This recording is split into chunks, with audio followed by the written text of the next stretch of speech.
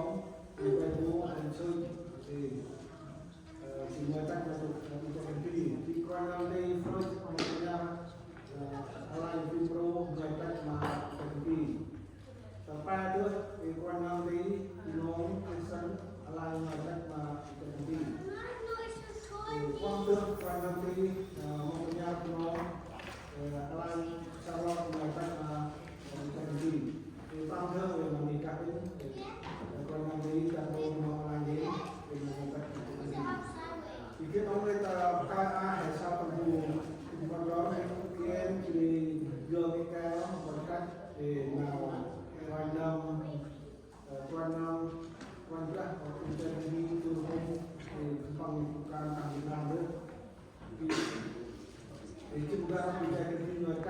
nào cũng nào cũng có một gì cả tổng chức ban ông ngồi tổng đó ngồi qua gắn chừng ra tổng kia nó chức quan ông người lắc mà còn nói còn là điều tấn chức ban ông thì sau đó mình làm hai thì là chúng tôi bắt đầu là một thì chức ban ông thì trong cái ban ban nó tại cái chức nó hay sao đó đấy thì là vào đầu cái đó thì tôi chăm sóc sung cũng coi trong hai con người được mình làm và tôi sẽ được sang hai chức ban ông thì qua hành giá chức ban ông hay được sang con còn làm cái KPI bersama kawan kita berusaha dan mungkin kan nanti kalau ada nanti kulit bersama kawan lain bersama bersama terdekat. Ya sebenarnya dulu orang enak ngomong dengan Pak Heru karena chân thám itu là nói cái là chân thám ở trong lòng đấy là chân thám tân hành nước tức là một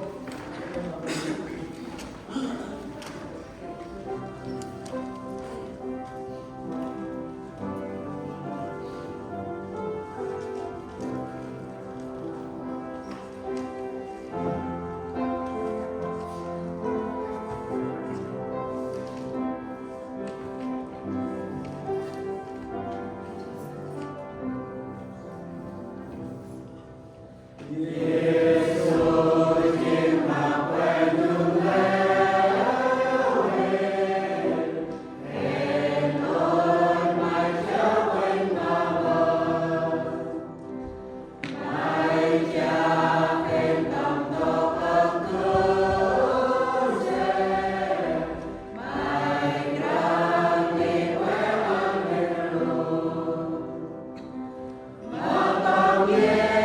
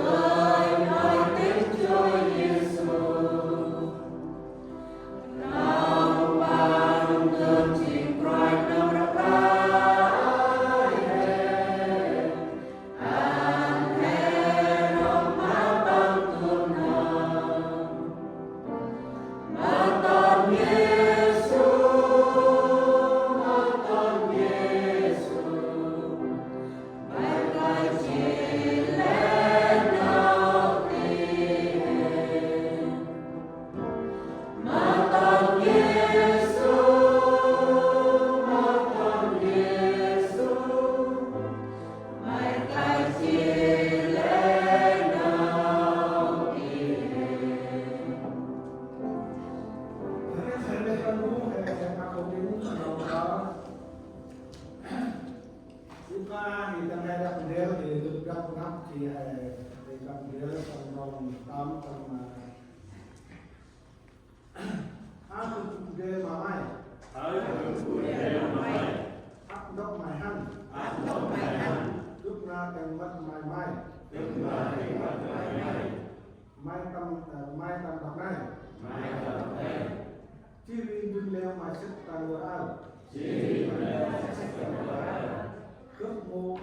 cướp mô cho lời mai cho tắt cướp bưởi lết một nào cướp hoặc tao nó mai thì không tao đấy áo cướp ghê mà mai áp đông mày ăn cướp ra tình mất mày mai ăn đông này chi riêng đừng leo mày sức tăng vừa ao cướp mô cho lời mai có tắt cướp bưởi lết một nào cướp hoặc tao nó mai Nam đó một là Nam lòng lòng các là không phải là nghiên cứu sao ở Brandu Primary Street Gon Brandu Elo Mahela Program Nap Brandu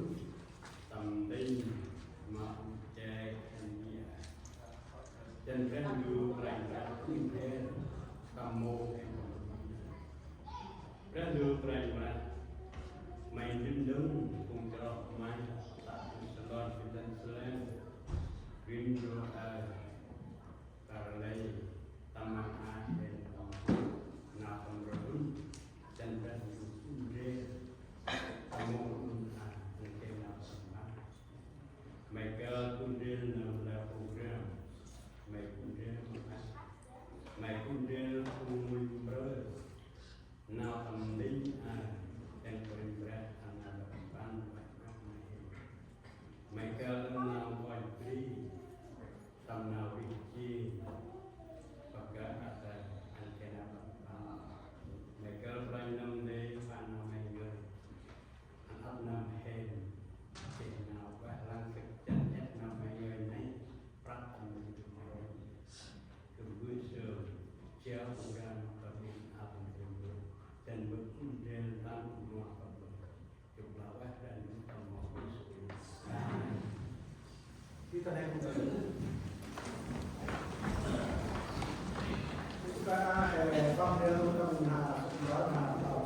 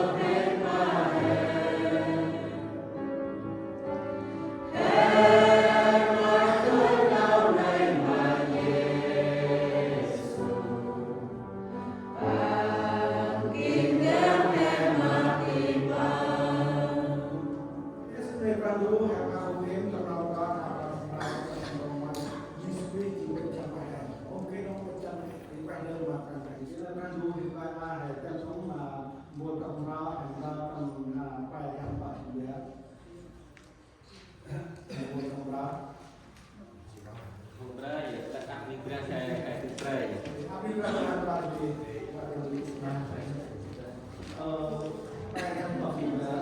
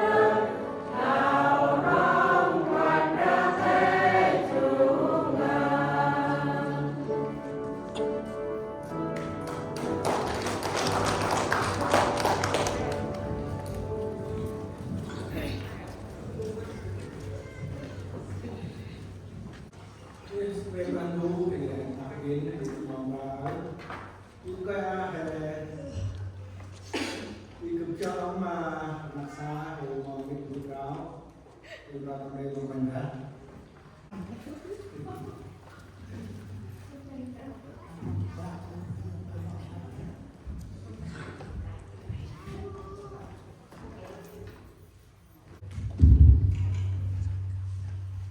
Halo.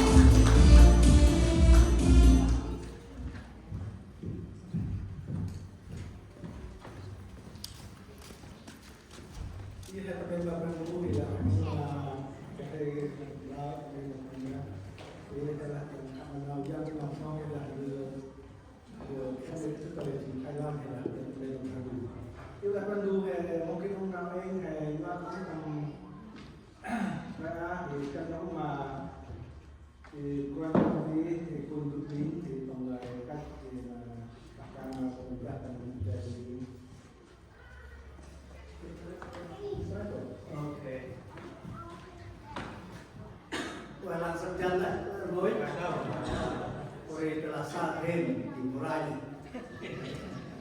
để dùng ăn cái game rồi là cái gì thì họ con đi rồi cái gì nào là special rồi là cái rồi nằm thì nó thì bữa là ăn cái gì Phật trên một trăm năm nào rồi mà hôm rồi thói jadi merupakan berlaku kembali usaha project membangun jadi lakukan nangin malah nào mong cấp trình cách một căn bản về cái ý kiến trên nghiệp ra đủ lòng thế bước bằng to nghiệp ra đủ từ nằm project mà phán tận mà project mà ngoài tầm kiến thức jadi tôi hôm nay thì bữa cũng nó kata hari besar nào cho tăng lan cũng nó phải áo rồi bảo vệ là cũng không nghìn thì cái thời tầm này một lần mua mà lấy luôn mà phu yêu gì tâm gì leo gì nào mà đặt ra tầm nào cho hết tầm nào có núi thì tầm nào cũng là theo mà không kích năng tận tức là cái ôm ông người ôm mất nợ nào để thay làm cái này làm tì mà tổng thống mà là cái này làm tổng làm tổng giờ sẽ lại bây giờ cái này làm tì là người tình bồi ra Jesus Christ nào này mà quét tầm qua nào đấy đúng vâng đủ ứng gà ứng đúng quân như này telah memperai nanti ông mà bói ông ra Yesus Christ nanti hay một cái bót trọng là mà hay một cái trong nào đây mà rồi jadi này giờ là kia buat năm hay một cái này ori là phải một cái đủ ông ngăn jadi chúng kia nào cùng chi các bạn lịch sử nào hội thánh Tin Lành nào Việt Nam kiện chi lễ hội nào được trong nghiệp quân đồ là quay một lần đúng em đi một lần đúng ăn bằng lịch mà cũng lên cái này tổ hôm là giờ là buổi ra là năm lần ngoài một cái gì mình nó cái gì một cái khác bu nam cho tâm thân ấy get cái mu get cái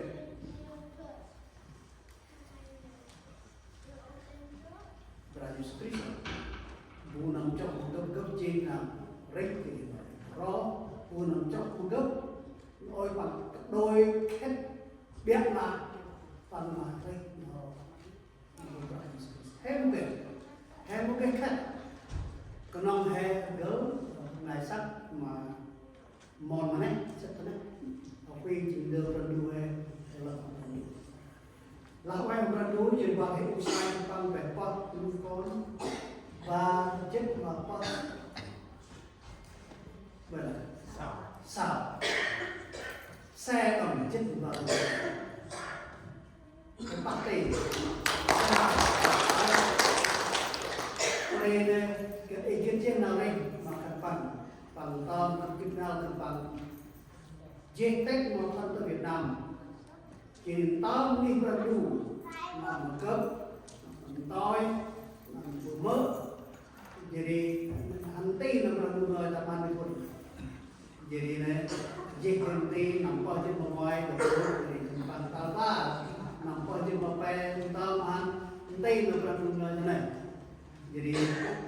ingin menduai tempat mehut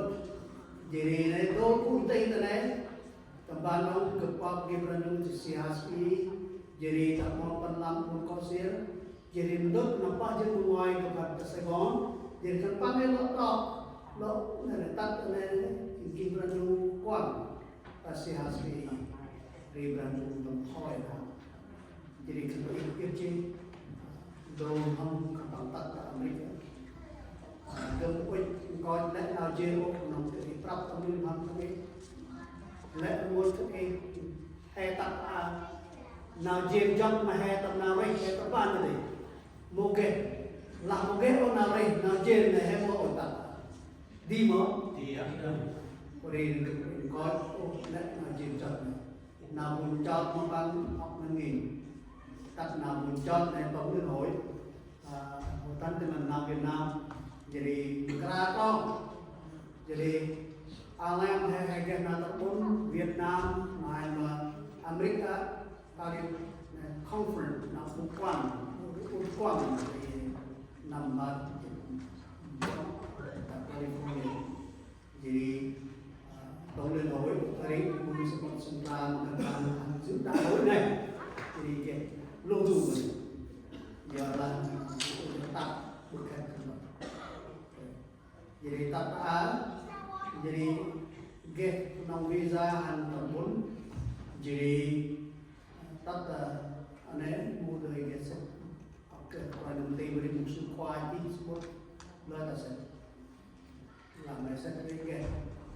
wah di nabun tak ya jadi musuh kuat penting semua tu jadi musuh ha tak California mudah kemudian kamu semua ramai orang amalan dan amalan kita menang kalau nanti ingin whatever kontak dan bergerak dia jingkai sen kontak ambil jadi tu hai orang visa han chong tourist boleh kita datang makan panghamber lấy thu năm tới nay thu anh xét nhớ rồi có kế hoạch rồi cần một vụ cảm định jadi tentang sabdan je seek asylum to United States khai ngoại na batin mesin ban batin bapram je get support tentang je green card abang pakai green card jadi nang card dong orang jual terjual jadi apa Okey, tuan. Wainan, reheta pe. Legal. Pangka dipakai green card. Dari guna. Jadi kebesaran nak perlu kau let nak guna. Jadi let ikal kebelakang macam ni. Ialah now hem hak get nam tam. Jadi nam tak tak. Các em là cái sóc nào phải bên tâm bản jadi hen jadi cùng hành lo tầm can bằng đúng mà để lấy cái ngôi xe để lấy cái ngôi xe hành tập để là phải can bằng đúng nó bằng đúng non cờ một non này một cái cuối non bằng đúng cờ jadi cái sao mặt cân bằng là cũng đều mà jadi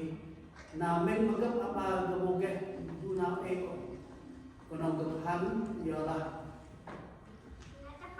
ai kendi mà baru usai moge nak tan namu undam nak magap teban pak jenang moge tan namu bo mong undam undro dia ni hege dia kempang oi dia kempang tam je tin nằm hay nói quẹt đi mà con của nó này mà lẽ một thực phẩm của bố cậu tắt thực phẩm thì bà đi bằng một hôm đời bro thì sao anh đi bằng một đời đất bọc thì bro bọc ô thì cái ý tân thì có bớt sao một cần phải cầm bớt sao một cần đủ cầm nòng phần dân mà quan năm đồng kebelah bandu duk ok berinam man ke group tanan doa kedan an mai kal ke get na wai lan sat jan de ri ke tới bữa ban đi ngoài ke tới top con basam mampung di kwat la ke han ke taksi no bupra Yesus Kristus kale basam mampung tekan cerita na pramana jadi tanpa mohon ketok bukan tadi don kukap na hay melatamak na Yesus Kristus ang kalimba sa mga pangga ay usay Hình cấp tư ban đó giờ là hình ra gì thì là không có bơ đâu không rời phải nào nên là hốt nhá thì chồng hát là không rời thì cái nam lại cùng dùng đâm hè thì hình gì côi qua hormone côi qua member bác cũng nhau mà hết rồi thì là quen là gấp cũng không kêu qua cái to một này jadi gempa matai makan kapang đời hắn sẽ tới Việt Nam vâng sau kapang đời kết nạp các bạn in the travel and the visa in done as far 1 năm là 2 năm và cái get green card jadi nên cái đời done đó kapang đời sẽ tới Việt Nam và làm sẵn chân kapang đời lại đấy Rina and Bosam dan perlu kau mengenai kau kepan dia nak tahu người trách cái này thì lạc quan mà lấy cái ta là cái các cái nông tuli đặc sản cái ăn mà phục hormone brandu mo cái mà lết nào lệch thế là một ton và quên cái là một con lần hào ở hay cái gì nào lệch mà họ cắt cái phần đủ ôn jadi jun leo hè mà trong lệch họ berarti beri kini berada gen nama ton tangi berandu heta up mà brown light gen atau pun penolong heta jadi kebetulan berandu anak bapaan oleh dua ini lawan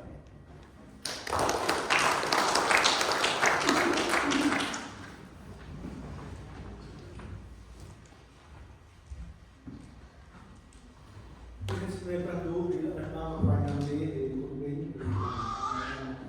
ini satu motor berguna untuk yang lain motor yang tentang yang dah terdu đi thong cái lẽ đất nào tồn tại vì phương tiện là gì là tức là Prado hè cái nào anh còn phương tiện nào hay là cái sao mà cái cái mà công ty mình là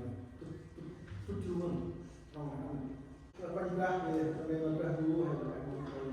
làm gì cái chân nóng mà quanh năm đi là ngon cây gỗ lành thì thành là thành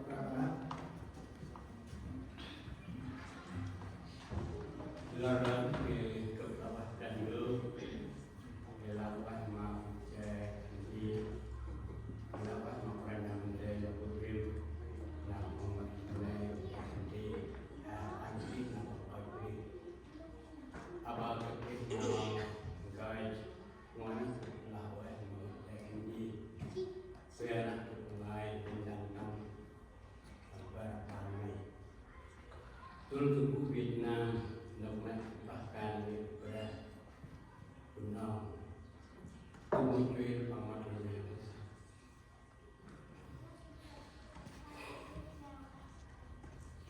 Jonak penerbangan orang lain dan kebenaran pun mengumumkan bahwa kegelapan ji ông chỉ có các là ông chỉ có buổi chạy cho họ hẹn phải hành động tất tình chạy cái gì tại này thì bằng buổi sáng mà họ còn phải được gì là buổi chạy buổi đi phải không cứ môi trường nào đây ngặt mình mất cho mẹ nó sợ Kembang muncul dan bersama empat abang dan lutut tempat kecintaan katalah kemat fikrat pohon dan sedang nilai wahma handy nalar kemai tanah fikrat no pebble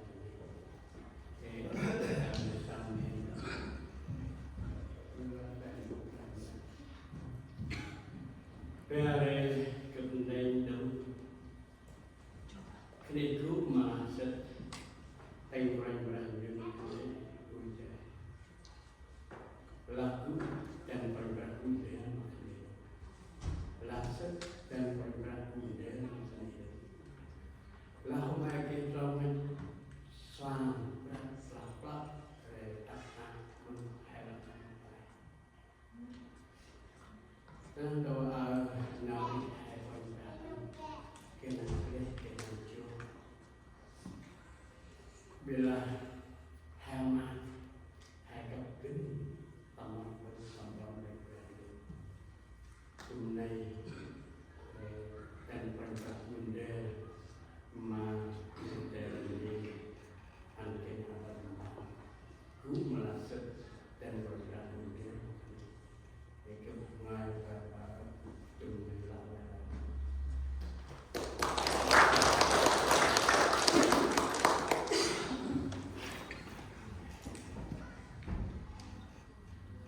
Ini sebagai perlu kita lakukan nanti kita berikan dulu dari gubernur di Presiden Pemuda. Hello không thể tận dụng và quan tâm tới của tôi nó là video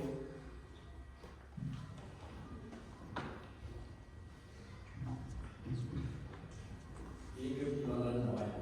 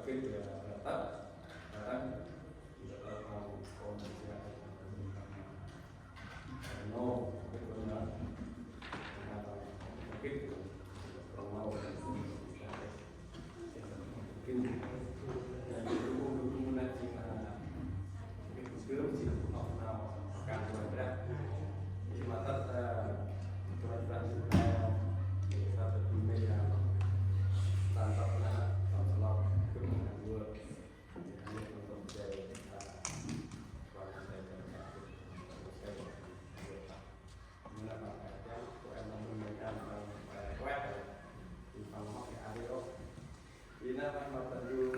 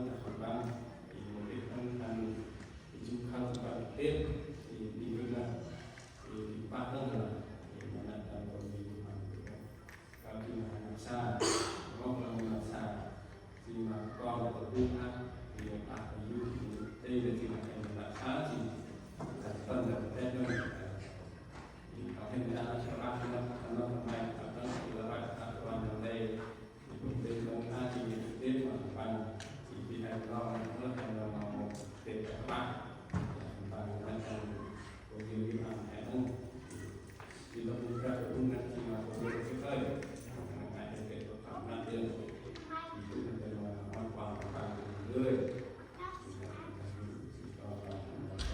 thằng ấy tất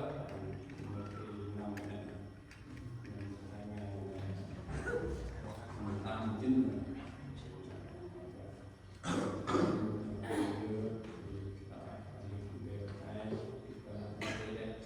qua từng năm về lâm thì là đua ăn nó có thể ai cái mà đông đua ăn đua bia đi thì có biết là còn các vấn đề thì kita nó ăn là ngồi này thì mà thì tầm này thì là mọc và được tên chân mà là khăn để nhá là mình là ngọt đi một mùa nữa hơn thì cái đó là mình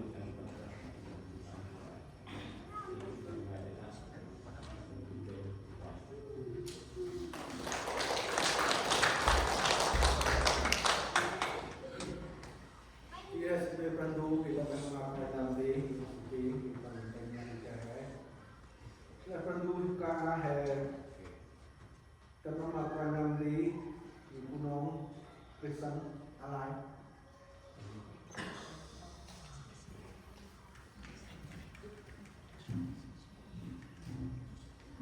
lớn đây là bạn cả nu chỉ bạn thì cả nu ada rồi ăn môn thì kêu là cầu dưa thì mình tăng tăng sắc khal mà sắc ở Việt Nam là một cái gì đó là một cái cơ hội là nó ra thì cái việc hàng năm trong mình ra tập buổi đêm đó trong ra nào thì là quát mà dùng tre thì là mong là ông mà quân thì nào thì ngoài cái ông hồi dưa vì lúc đó bắt đầu thì nó chỉ có tiền làm mát rồi ra cái nào nó có thể thì nó đã sờ ra mua tiền ăn cái băng thì có nó nằm thì phải ra nằm thì lấy tiền làm mát là một cái băng có leo rồi thì mình là đấy con bắt đầu hẹn gặp bằng hạnh phúc tầm nào cái vi hạnh phúc tầm nào nghe số hạnh phúc gia tầm nào tin thì một vì là làm rồi nó telah bằng chịu êm là bằng chia mong bạn hy sinh thì ăn một nó chiến trôi quay với cái mà ca bồi nhà đi một vì sự là quan trọng vì nó telah ức nào chia ức nào lo với mình sẽ đua thức bài để con xe ta cái mà beri mà beri jadi yang baik akan trung tâm là con kia là sự kiện học nông nghiệp liên sự kiện hen thì hiện nay có chỉ cà phê có cà phê thì tầm năm xa của các bạn bác cam là tôi lên tham gia chơi các bạn là cũng sáu còn các xin các bạn này thì các bạn chết là các bạn chỉ lên bác cam quanh đẹp thì nào đấy theo một người sức thì là quét mà coi như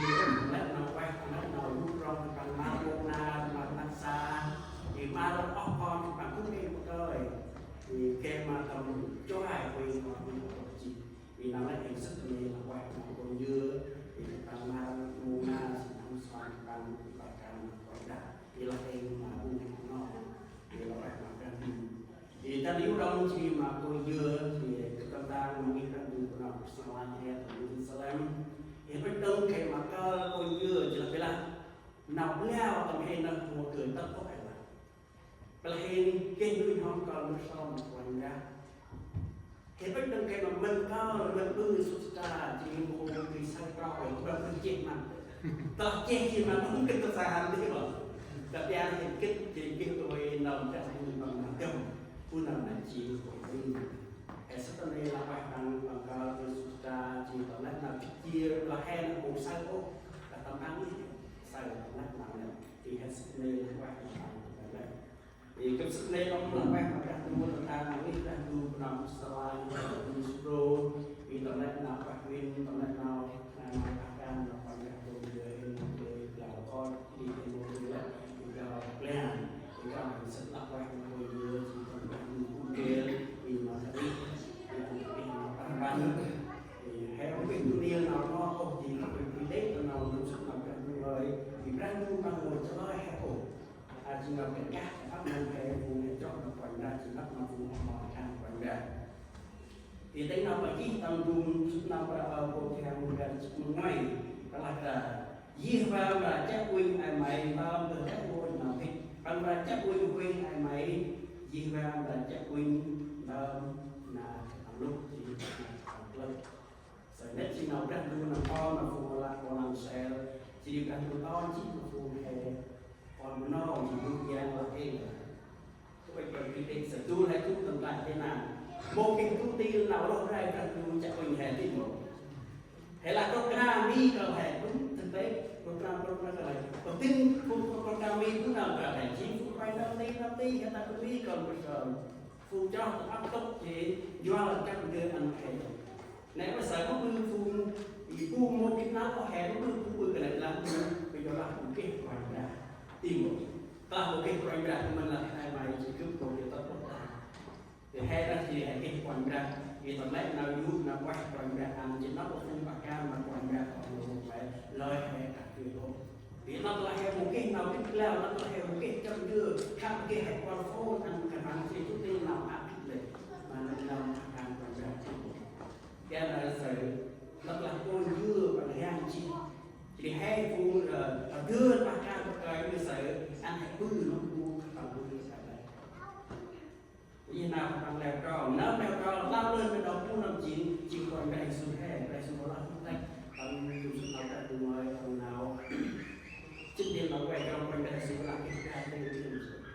anh cái mày đó mà cần đưa cái này mày lên không là cái gì lên cho mình ăn trong một phu chào mẹ tầm cái này mày đúng Budi kepang rong macam dia, budi kepang rong macam dia, kepang rong macam apa pun kalau cik. Jadi dia kepang mau mau na se, nak mai se, bước rồi đi ra là se. Đi làm một cái quán mấy tuổi đi rồi, làm một thằng xây tắc mà nó hay làm nó làm vừa vừa phát triển còn ra. Vì nó có nó hay mà hay hôm nay cũng hôm nào quen mà hay học lao tức chịu là dạy các bạn lại leo thì trò khi mà hè phun thì là em còn rong dạy ăn hè tức là còn đầu này nó là hè một cái một trò tét tươi hè bư ăn hè bư năm đấy cũng phải là một ở một khi nó có can quay năm đi can đưa can ra các bác hè chỉ cùng chót mà quay ra ba can điều minh điều tầm càng quay ra mơ cái mà ta còn lấy con nó hay là em còn lấy con kia hè tập đi sáng tập đi là điều nung cái ban đầu ra chỉ có bạn phải nung cao của người sắp tới đấy cái là bạn phải nung cái thì thực dân mà đang nung cúc kia mà coi dưa tầm trung sức nào đang nung mà bằng gì nào cao của rau rau ra chữ rau tập chữ rau ra cái gì mà đang nung ra một mặt tăng chỉ nào giúp tăng mà phải mai coi dưa cái bên gì và mét quỳnh này mày chỉ ăn nào tăng ăn và mua ăn chỉ tóc nào hè và tóc nào thì rất là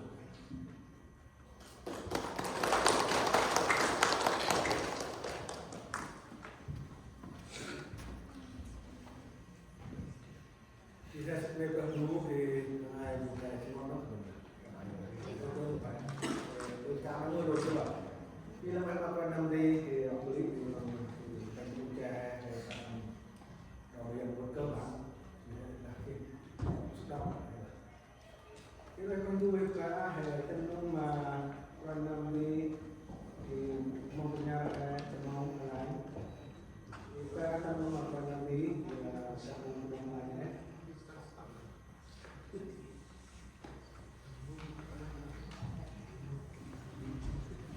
Jadi kita akan melakukan dulu sedikit dan dua kemudian akan menjadi pemberitaan akan menjadi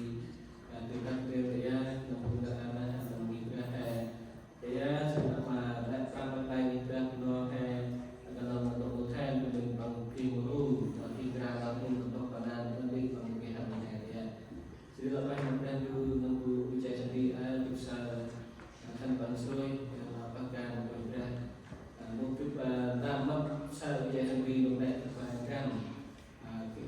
kita pada dulu ini sudah juga 584 atau tambah juga nama di lain atau 584 net yang pun yang besar jadi penting biar yang besar internet besar yang dia bukan dia yang kalau kunjung dan junjungan jadi ada yang ini tengah kêu với bác tay nó cứ kia là bác tay cái đó này tôi sao là từ tuần nào ujian di pakar program từ Việt Nam cấp xã rất là chia một ujian di apa về người bằng về giúp bằng cái lợi của công bằng thầy anh một bằng đây là ujian di bằng cái người soi còn lại là vị trí một bằng của giúp bằng công bằng mungkin bằng cái là ở bằng càng mình đó đó là của giúp bằng công bằng bằng các tu tại cái này bằng các càng mình đó có các cái đó từ ba tầng chuông đi nơi chúng thấy lớp A là chỉ lớp ngay trái B này là chỉ lớp A chỉ từ ba tầng lớp B là chỉ lớp B là chỉ cũng là lớp Elise là chúng ta chỉ là chỉ lớp B chỉ các đôi chia lớp A là chỉ từ ba tầng lớp B là từ ba tầng lớp A cái ở cùng cái gì thì lớp này này chúng ta làm từ tầm nào ujian di perintah lain macam orang jadi kita dan ada tentang apa tentang guna di dunia kain tempat jika ke ujian di seperti sekarang aku sindir ujian di dunia kain tempat dan tempat mungkin di dunia dan kita làm từ tầm mungkin tentang ini dan kena chia mungkin di dalam các ujian di tempat lain bila mungkin balik chung đi nó đang như này thì mình mungkin mình được từ các cái lớp cái vị trí năm đi xin các bạn đi cái phátการtổng áp thì được tổng áp bà con vì ba nó đang đưa sở cái đầu tiên là bằng rồi đặt là cường là cường là phó là vị trí bằng cường là bằng tổng đào tạo cái ông nào chia em mà bằng vị trí đầu tiên các năng là bằng các sòng các năng là nông tôi đi làm họ con để chơi một kỳ phụ huynh và một gia là so cả nên sau thì đưa lên bằng kinh mà rồi là bây giờ nó cho tôi nó phải kiểu đi chỉ cái tập năng đây cái tập mục sư tập năng điều kiện nào sản phẩm ba chi một chú đây một chú không cho hay nên là bạn mặc ra từ một lại ở trên với anh cái đó nên đâu trên bị với cái lại nó lại nó từ việc áp ra lại nó từ việc áp cùng hành vi cùng quan hệ đi là mặc ra từ ung che hành vi và hành chất ya một tí ông rằng lo là nó kiện nó chia nó từ ra từ ăn của hành tại anh là từ gia cố bằng việc chấp của năng từ nào tapi nào chìm nô tapi nào được bằng chúc phước mà nô này vì là nô nó thì là cái đó bằng phía là nào chìm nô vì nó là chúc phước chỉ ở một nó cái nào vì nô bước chúc phước là chỉ bước chúc phước hay họ chỉ tới đây nô bước bằng một cái chúc phước mà nó chúc phước mà họ ban đó là nhân thì nô chỉ nuôi nô chơi là khác là thầy sẽ cô về đi di cara jadi memang berada di ujian di tempat yang kita mengaji dengan konflik yang mulai utama dan juga jadi berada aktor ujian tempat aktor penting mana yang tentu tempat berada ya sama ujian juga tempat masih perubahan dan juga jadi memang berada công lao lễ dương còn được chạy bị sợ và cái tâm tinh thần nó sôi và cái đó tình cảm dương và cộng đồng vì tập nó hay nó cho cộng đồng là tự đi tự là tự chỉ nhiều cái tình cảm dương về quân đó là còn cái sự tình cảm đó siêu chỉ di mana kemudian hamba nak hamba kita dan Eli nanti Elise dan kencing Amma Eli dan nakan rumah kau apa boleh Amma Eli si Elise panggil si Allah ragu anak teri ragu anak pulau mungkin nak teri bao tembang Eli là bằng lão từ trong kỳ EC là vì là ban một là cụ chạy đi nó hay là ta cho họ ba chỉ con hay vì áp là mà tụi nó hay là lý nó hay là Việt Nam vì anh hay được các cụ họ áp cao kèm hay một cái cụ chim là một cái các gương này một cụ ELC bằng các gương Eli jadi mungkin akan naik akan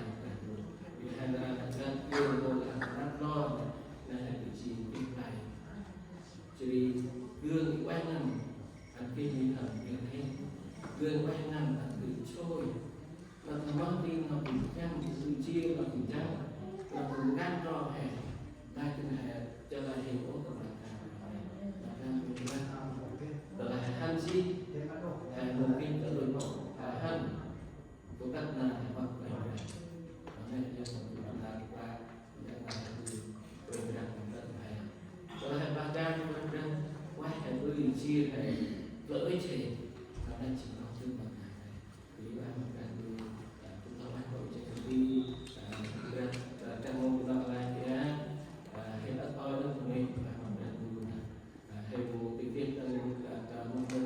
chạy đi hay một cái con làm cái để làm cái đôi nào bạn vẫn chạy đi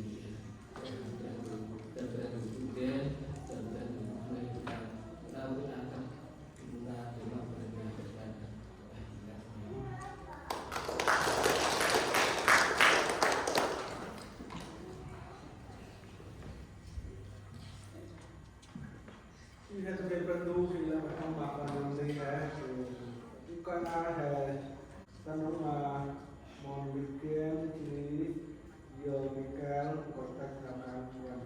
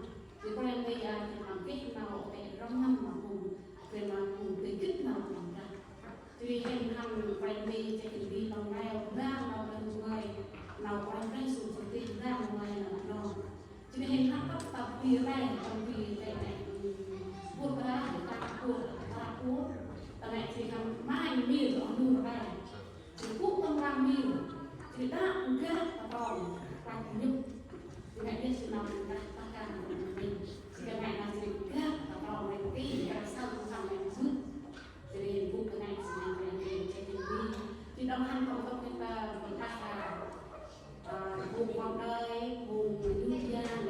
vùng này, dân là vùng sông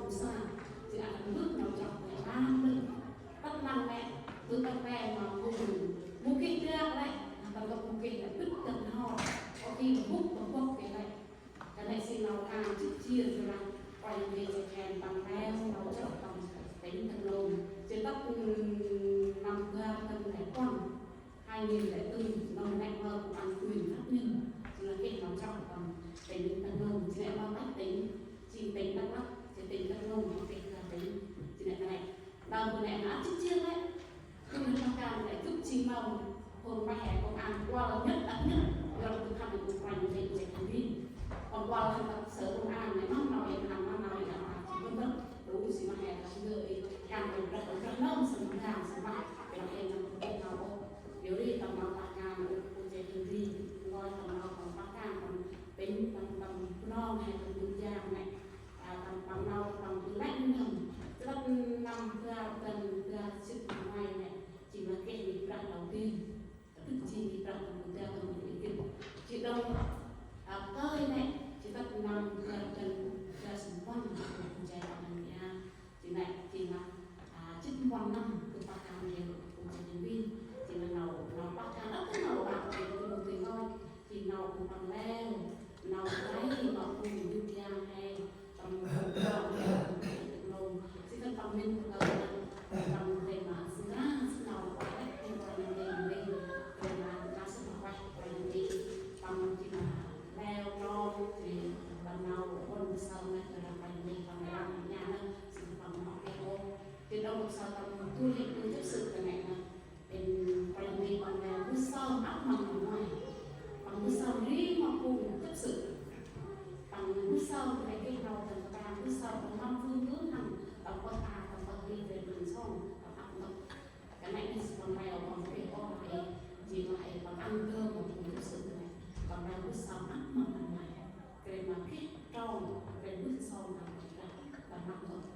cái này là gì nào mình cũng chơi mà còn làm đi bây giờ đi tầm càng xin quan năm cũng chỉ là càng ơi tầm hàng nhau cũng vẫn quay lên càng tầm thứ hai tầm vì năm gần cái năm ai nữa thì cũng như là cũng liền mà cũng ngon lại nào tầm chức chia lại nào kia tầm ăn hôm tầm đầu hè của mình là sao tầm nhà chỉ có sao cũng dè tầm ra chắc chắn chứ sao tầm ra chứ tầm hôm nó tầm hôm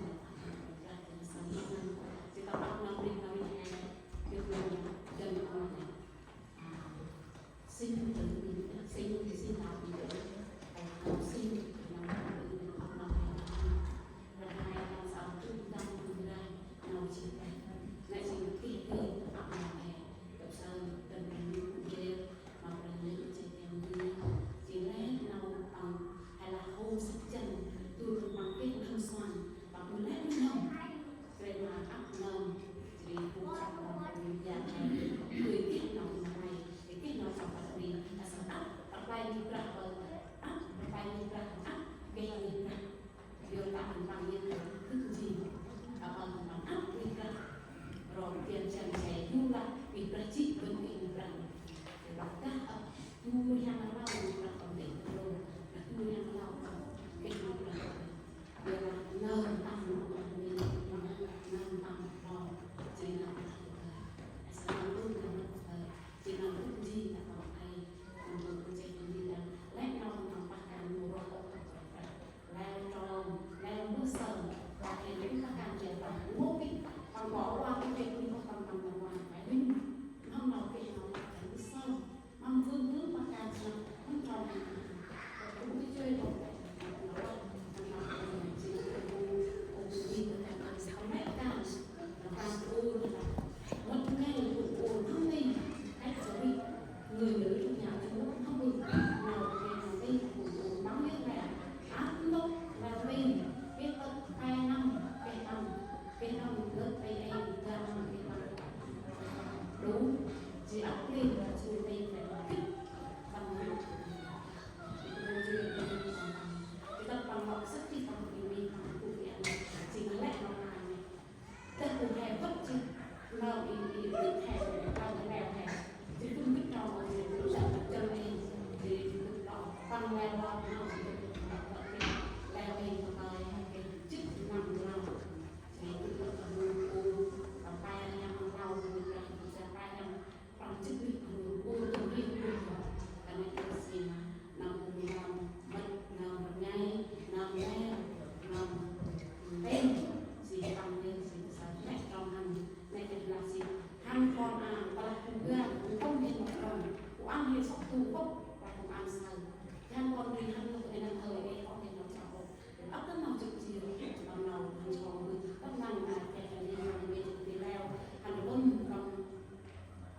mà mình ra là này mình ra chơi được phải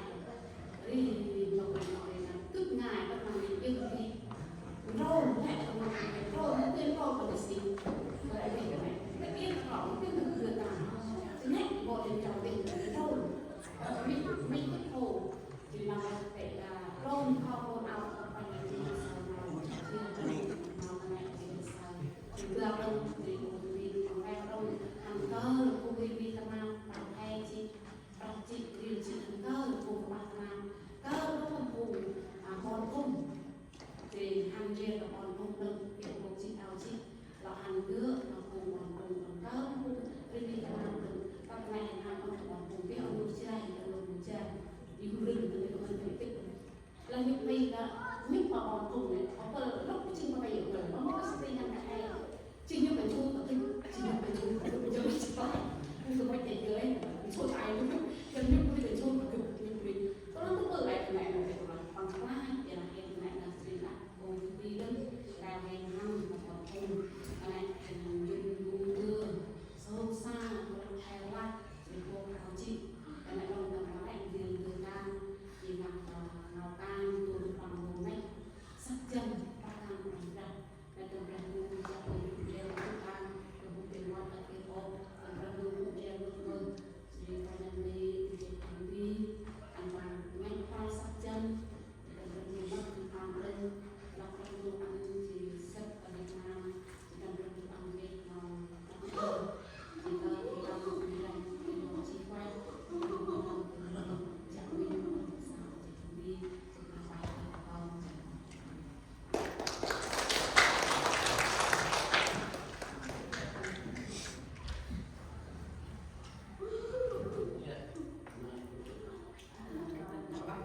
subscribe cho kênh Ghiền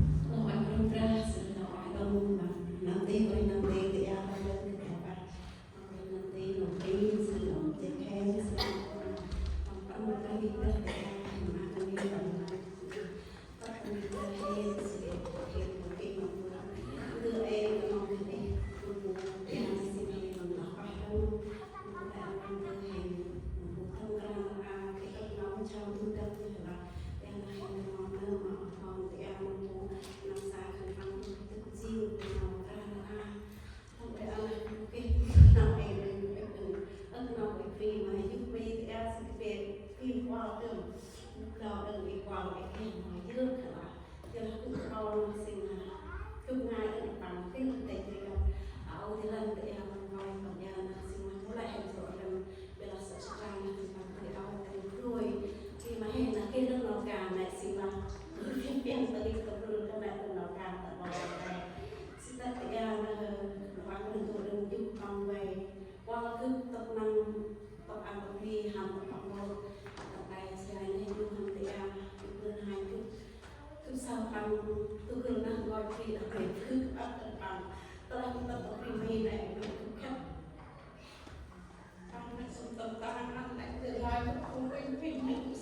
lỡ những video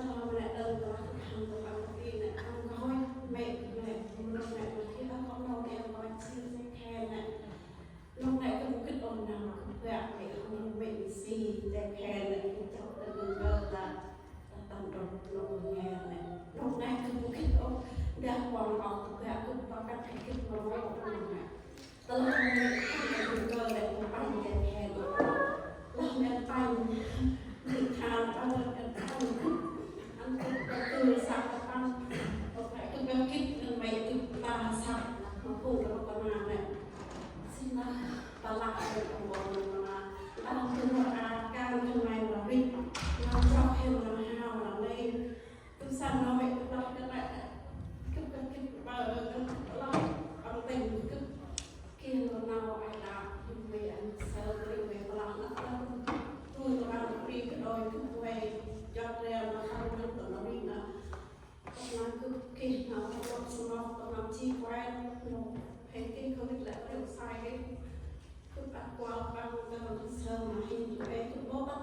taxi một cái tôi nó xin đi đơn là cái họ nó các tiêu các quay vào và các quay bằng cái khu tôi nó taxi năm cái này cái tôi nói thêm và bằng từ ngày là tôi có cái đơn qua là điện thoại để bị ăn cái tăng cái xe thì ra này cái quay từ thế nhưng bằng còn này sạc là không cái trọng từ ông ăn không đâu này mấy như là cái đơn mà mình này là cái đưa người mơ nó đi để làm đơn để ví dụ đơn pháp năm này cái đơn mong ru là dùng chết ở hàng tại gia ở phương hàng này cái hàng sông san là cái ở này cái tu đơn cái ví dụ đơn là dùng cái bơ từ này là để một cái làm sai một cái sai một cái đơn này cái hàng cái đơn này cái mồ đi cái phiền từ năm cái nào lúc nổi đơn hay là đơn đơn dùng ăn đơn mà cướp xin làm mãi ăn bao tôi mẹ tôi thật mà hèn là còn nào hay chưa mà còn cái này xin tôi thấy nó hay là tao làm một cái sao còn nó tây rồi mình bảo là sao mà cái tay không mình cái đầu đã linh không nào lại này nhưng mà hay một người bưng thì nó lại lấy nào hay cái mãi để làm ra tôi biết sao là lựa ấy bưng thế mà dụ đơn nói ở bên đơn con thì lại con em nó nên tâm nó là cái không biết đơn nào càng hay nó đi hay nó cứ thể nào thì chú lại cũng eo hiện ăn giống như hiện ăn các bác đơn nào chủ không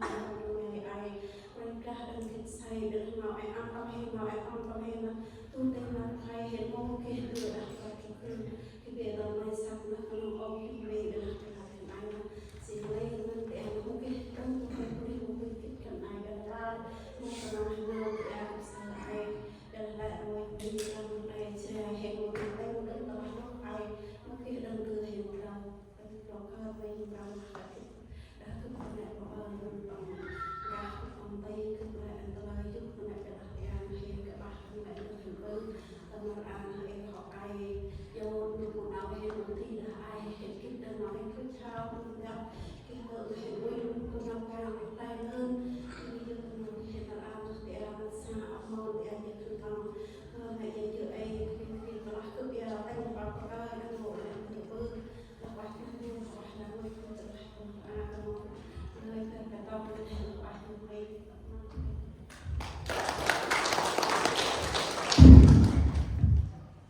Ini saya perlu kita ingin di tema wakil kemenang di tempat Israel melakukan ingin lapor nào hay là nào thì cấp nào ingin ở Việt Nam hay là tức là perlu hiện qua thì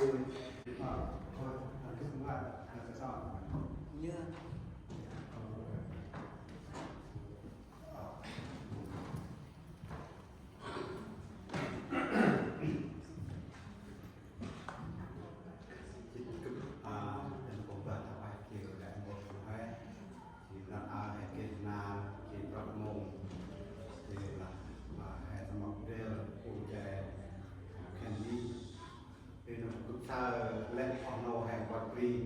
chỉ tầm nằm ăn chỉ là trung tâm còn thì là về hành vi của hành vi tham quan thì nằm tầm lại cái là A nữa thì cực chân ở yếu thì nó cũng chạy hành vi nằm vụ lệ họ nâu chỉ là chứng kiến thôi thì phần nó prim là cũng he trong tập primi chỉ là tầm mong thì cái này thì còn vẫn là cái mặt không vẫn là còn lại u chạy thành đi chỉ làm mặt của này thì cùng hè vì thực tế là lúc ông kia mà lại u chạy thành đi thì là không ít tiền học tam thì cái mặt này thì lẽ lô cùng hè của nó thì tầm Việt Nam thì tập là hình cái quan tâm thì cần giúp ăn mà hết thì cần tu giúp ăn mà hết giúp ăn mà đi là dân thì là cần tu thì cũng sao tôi với tổng cấp kemungkinan map chukal tadi tabu permintaan yola nek na chỉ là hàng can với cái chất mang để thuê rồi đến một cồn mỏ gặp một quan tâm thành thị để làm bên này thì sẽ còn mà làm thêm cao thì các bạn cái tiền bạc hay tay thì là bên này gọi free rất là gọi free của họ nó các bạn nè các team mua product chúng có khảo dari kemungkinan dia lakukan mungkin mau khảo yang mungkin mau antar tunong mà thì dan lalu dengan lão ảnh từ này chúng ta còn ra đây chúng ta đặt đi ra đi kiểm tra làm thì lão ảnh làm tu làm tu sao thì lẽ nó tu hay thì còn đi làm một sư thì làm đây thì là chúng ta chỉ tầm chỉ là nằm tầm vài đây là thì sao nào đấy hai là tầm lên nào đi đi tập trung vào việc chỉ là mua cái quan tâm sẽ đi sao nào này thì nào về free đấy cái này chỉ là phải làm vui chỉ là phải là một cùng hè là chạy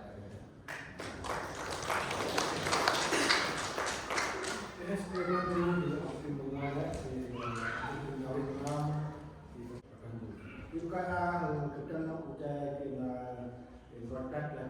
kita semua sok sudah ke, sok sudah itu.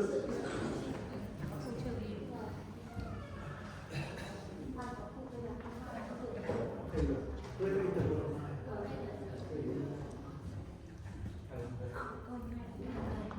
Ghiền Mì Gõ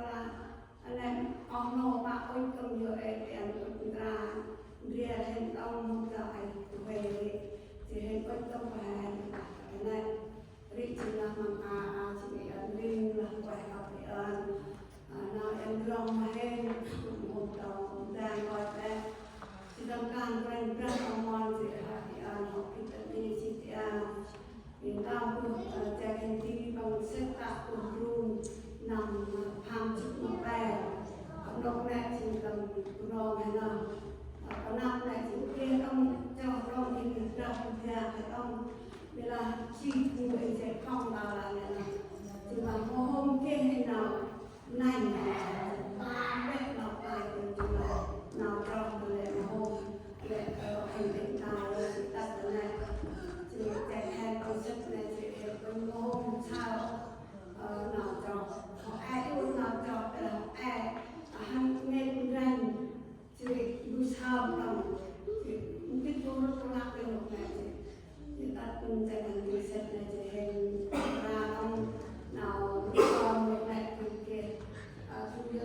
lỡ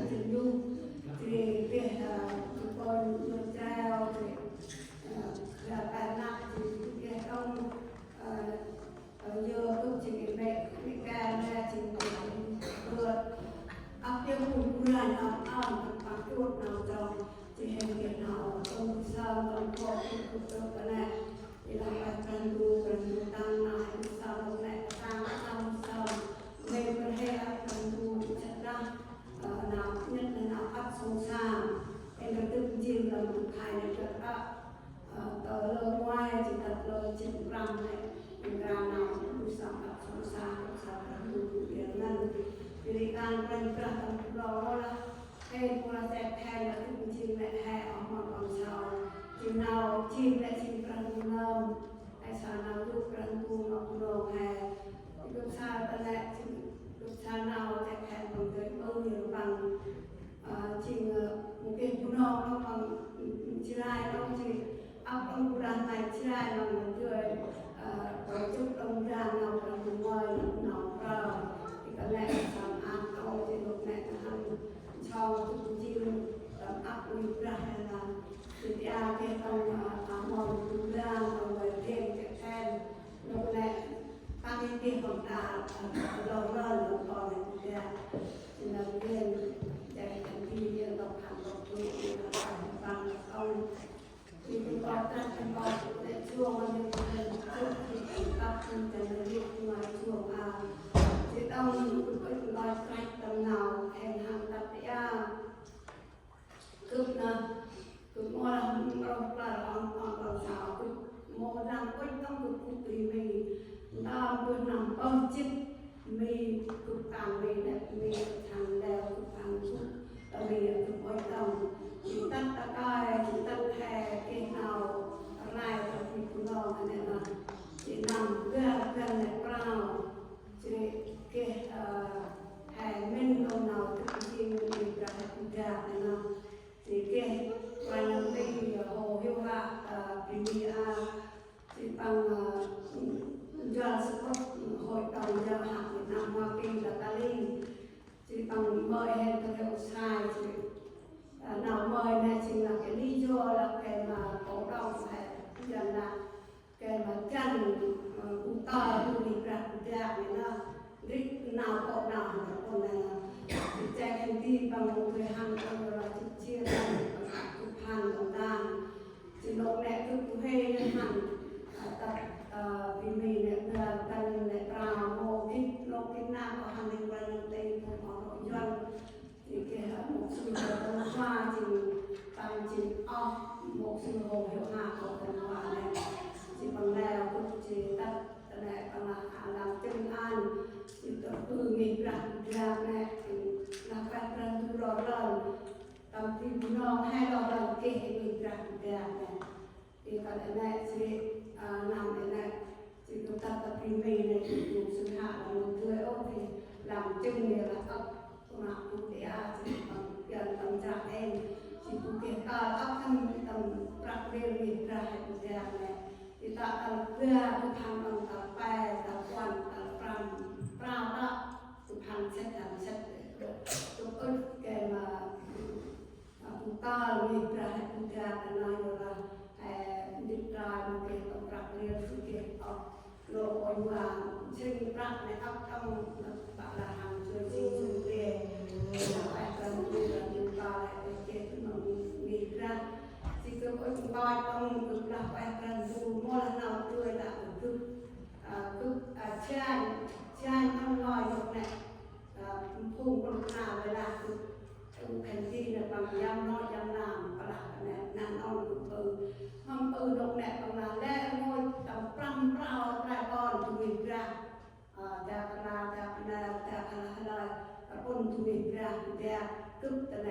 กระตานั่งกึศอะไรกระตุ้นมือช่วยเพื่อแหนจิ้มต่อยอันโมอันเห็นเจ้ามันเห็นก็ทุวิกระบอลทุวิกระนักนั่งต่ำเปล่าว่าตั้งปังเมยกึศอัดเมยดูนาวเนี่ยที่เราไปประดูอันให้เราพี่คุณน้องให้เราตูปอนตูวิกระเนี่ยเดินมาประกระตาพี่ให้กับพี่แต่ชายคนปรำปราปอนตูลงวิกระโยเราลงเนี่ยมูที่นั่งกับคนเกินรักกันพวกของเราอะไรต่างๆก็ย้อนไล่กับมูที่นั่งเลยแต่แน่ที่ให้ชาแน่ที่น้องเป็นน้ำตาแท้ที่เราไปประดูเราที่ตำนานรูปหันในสิ่งเช่นหันในอันคิดต้องในรูปเช็ดถึงหมดเราไปคุ้มไกลเราไปป้องการไปประดับที่คุณน้องแห่งขอริ่งเป็นกระแนถึงป้ายตู้นำปูนายซักทุกการทำนายซักปริยาจิตปะปูแก่เก่งแรงจะเป็นประการเป็นแรงเป็นกระแนเวลา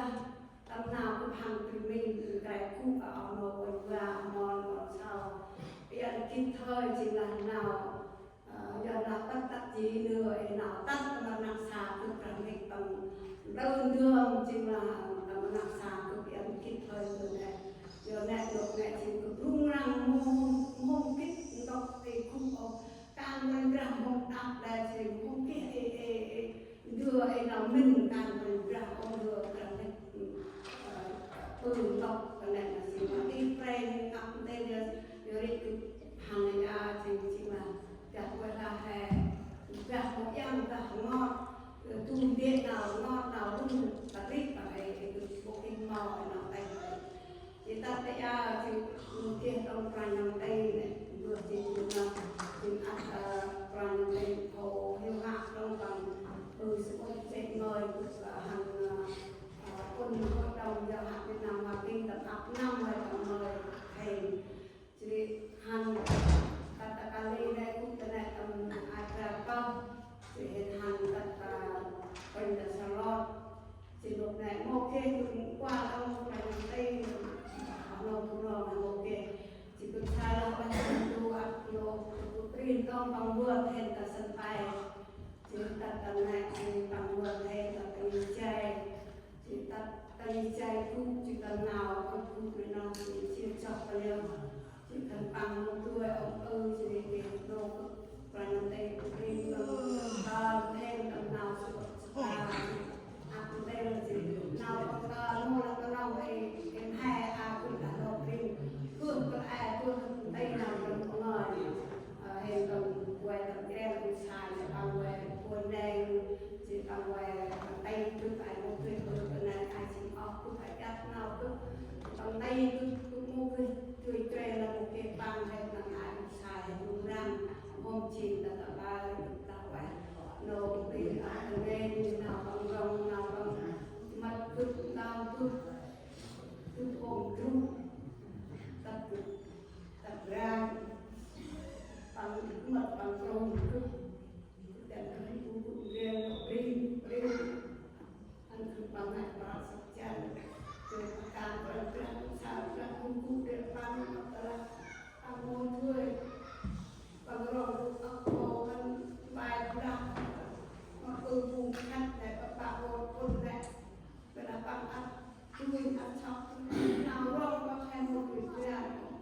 rồi nào phải ra đồ nào phải học mòn từng người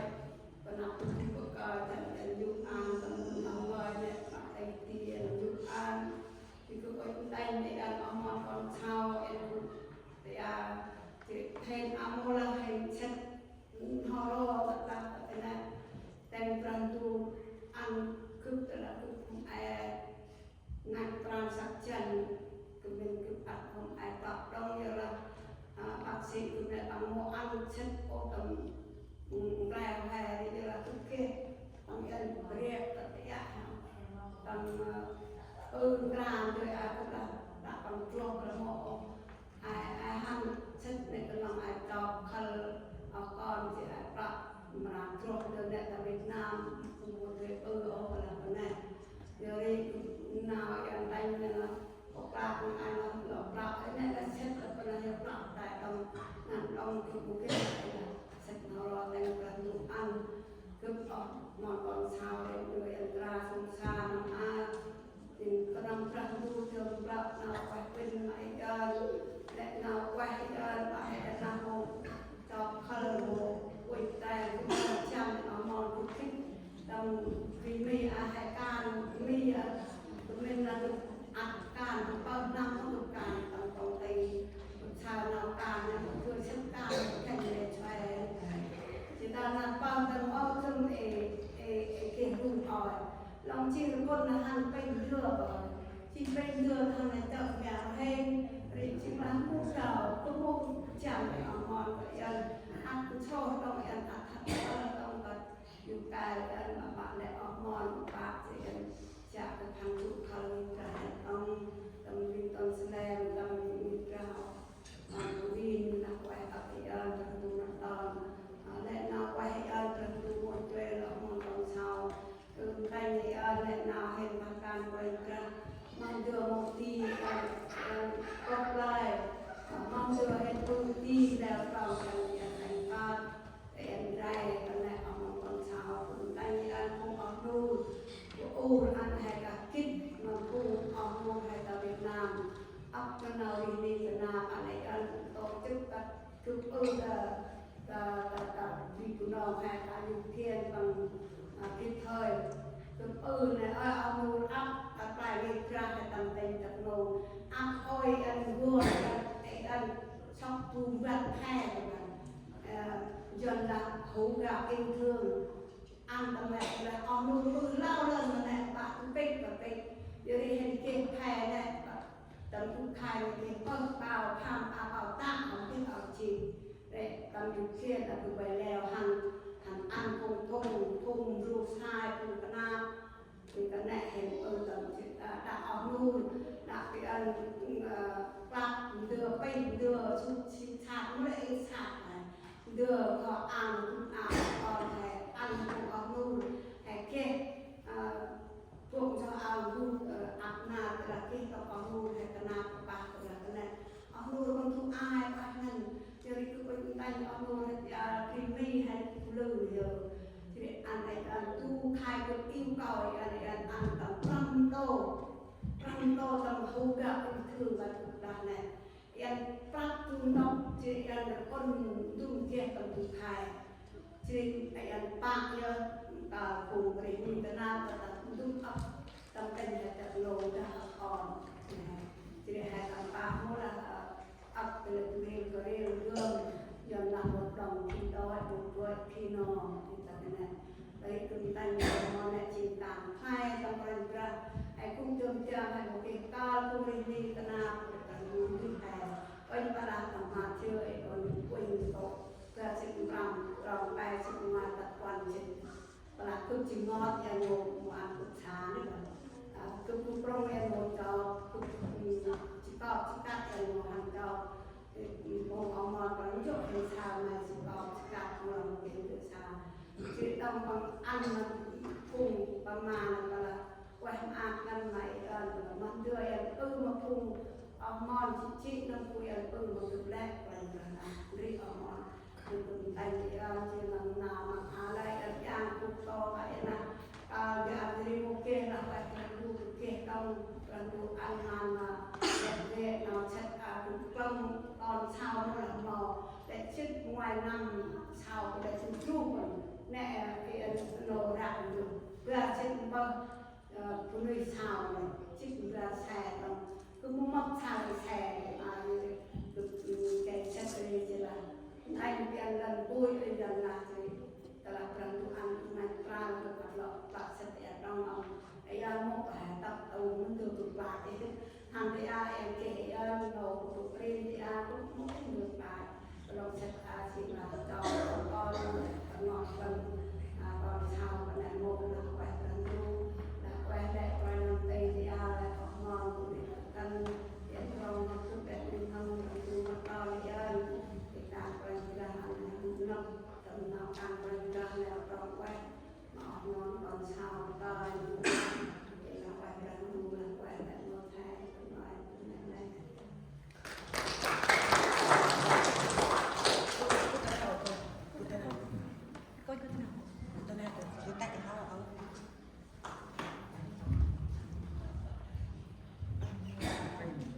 Khi đã sẽ lên con đu thì nói qua thì em thì còn cần em thì sao mà không ca nữa thì không có được sao không vì quan điểm của các lô em rồi luôn một nhau đấy thì cái đấy thì như này phát tin thì gọi cho cái cuộc vui vui rồi ba mùng vui quan mong thì cũng các bạn đu thì các bạn còn đi đâu trẻ em thì cũng đoàn đặc biệt là khu trong nông đoàn là đoàn nhà em làm một cái điều gần sắp là vui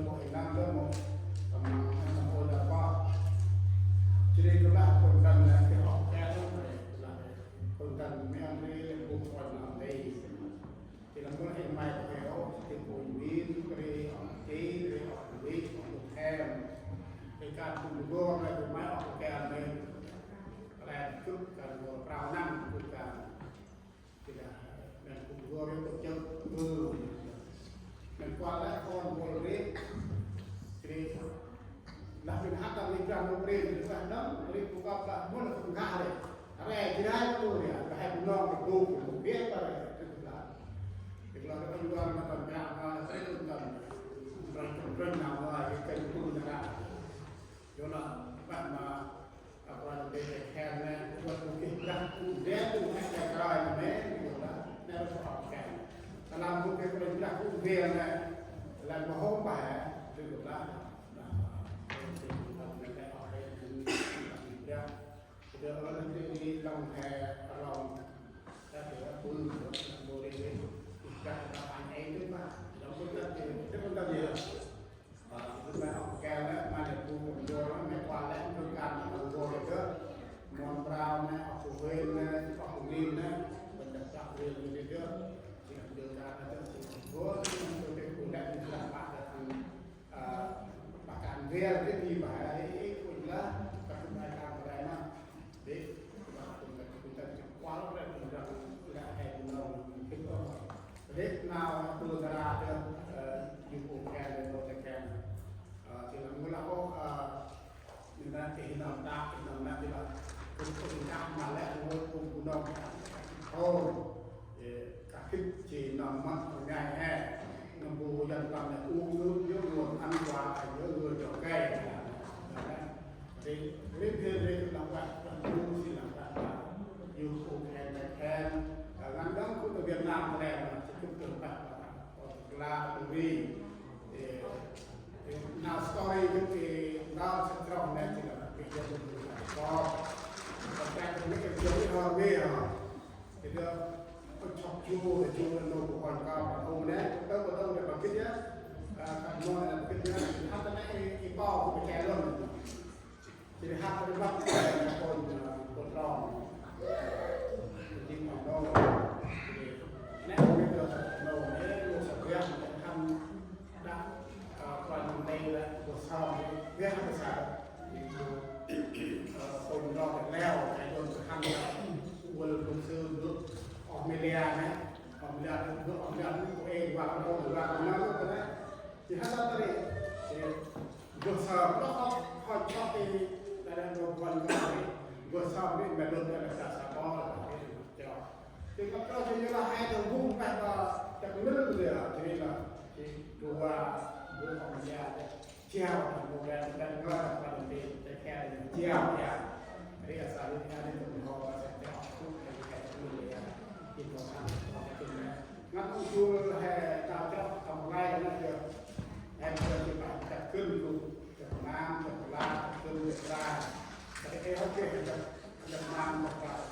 cân với cái kệ là cái túi bắt tem làm cái thì là tem ngôi thì vẫn chia Việt Nam luôn là hệ quan của tem ngôi thêm thứ hai là cái hành mang không biết thì là cũng biết cái vật đồ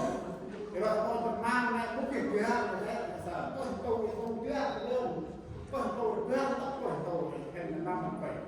đấy thì kiểu kia tàu thì cái trong ngôi lần đầu có công tác còn còn làm sao mà thành linh bác thì cơ sở là này chúng ta có chắc không khó nữa có từng làm được nữa thì tổng kia sau đó có số gốc vào năm nào chia cho nào phải theo nào đi là phải là cái việc là rồi nào sao thì cái này thì nào đảm bảo ít là cái ông cảnh đó mình ngon để chúng tôi hát các bạn trên dáng Quảng Sơn thì trước khi hát là những cái đặc trưng hàng năm Quảng Sơn bảo là các quân để cho những đèn một này làm chi cái đông còn bây giờ hàng trên giang là việc hay còn là trên trên giang đấy con tôi qua cũng phải che luôn rồi nữa luôn đấy nghe là hồi giờ cái giang chơi để biết bây giờ chắc tàu kho tất là về rồi ngôi tất là về rồi là trên trên ngôi cũng đang chịu làm sao là lâu đấy thì còn vào một sao nó còn lại có quan quyền này chỉ đến từ một để có các cái công nghệ thuộc chuyện đó thì là bạn phải mua nhiều cái nào cho nó lại thì đó chỉ chỉ bằng cái chỗ này để thắp hệ thêm chỉ còn là mua thì cái hệ một số thì để bằng găng vuông là bằng con trâu học này dân đảng viên không biết đảng viên có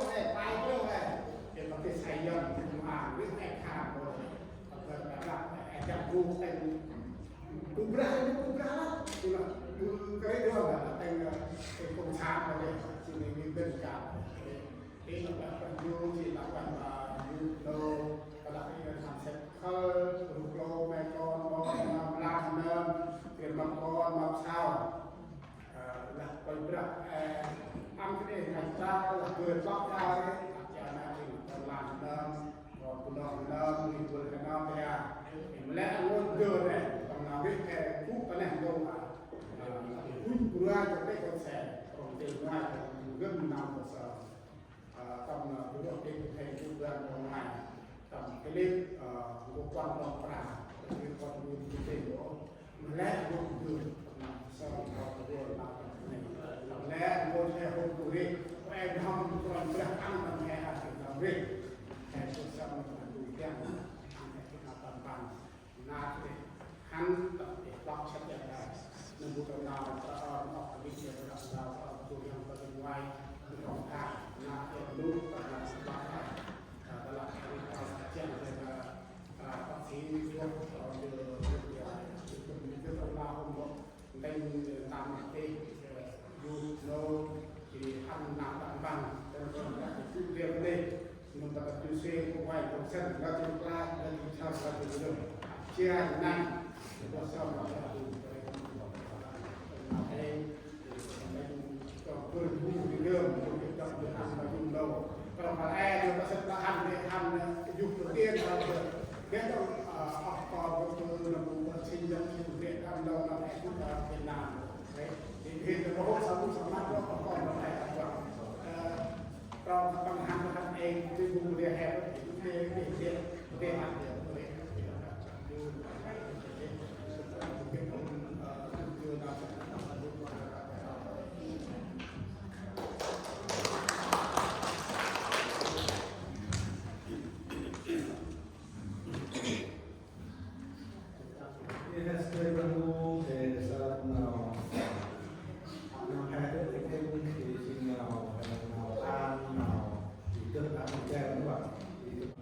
Perlu di kota di Kebun kita ini di cara membuat di Liburan di Liburan. Ngay lại đó. Ngủ cái hai hè, áp hè ngay hả? Vâng, cái này cái